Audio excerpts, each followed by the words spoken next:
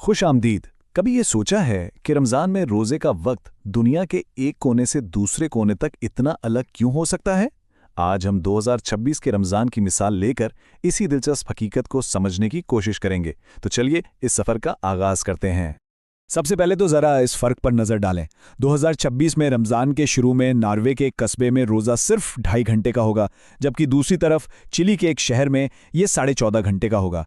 मतलब एक ही दिन, एक ही इबादत, लेकिन वक्त में 12 घंटे से भी ज़्यादा का फ़र्क।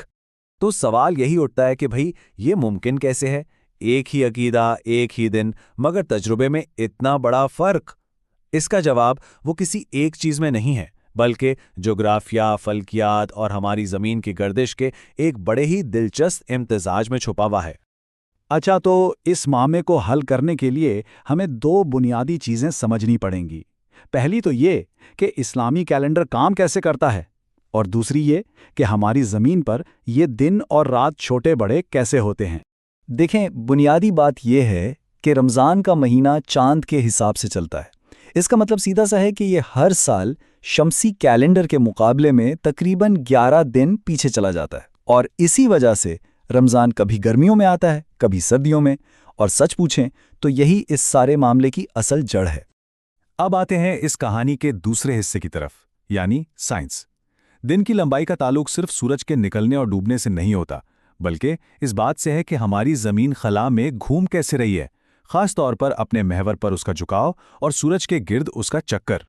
इस सब को समझने के लिए जो सबसे अहम चीज़ है वो है ख़त्ते इस्तिवा।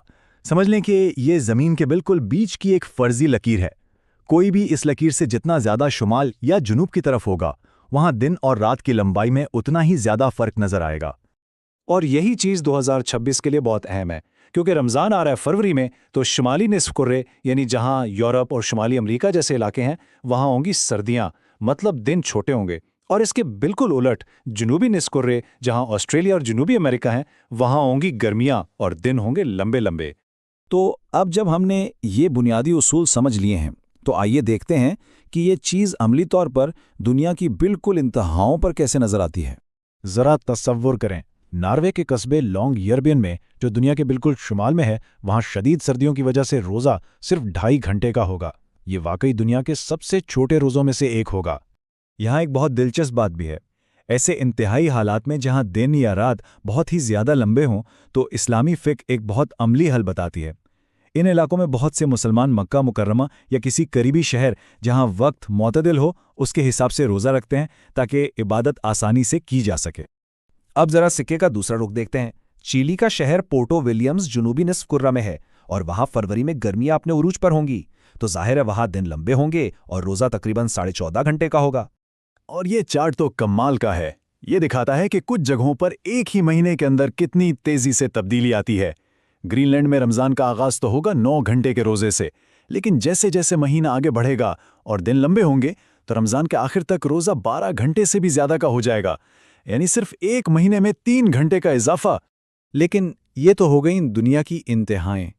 ज़्यादातर मुस्लिम आबादी वाले इलाकों में सूरत हाल कैसी होगी, आइए देखते हैं। तो अच्छी खबर यह है कि 2026 में ज़्यादातर अरब दुनिया और उसके आसपास के इलाकों में रोज़े के औकात काफ़ी मोतदिल रहेंगे, जो आमतौर पर 12 से 13 घंटे के बीच ही होंगे।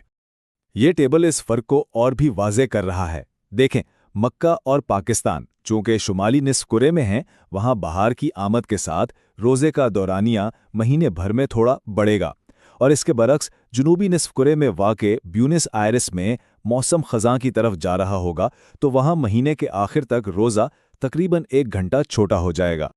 तो आगे क्या होगा? ये चक्कर तो हमेशा चलता ही रहता है, और आने वाले सालों में एक बड़ी दिलचस्प तब्दीली आने वाली है।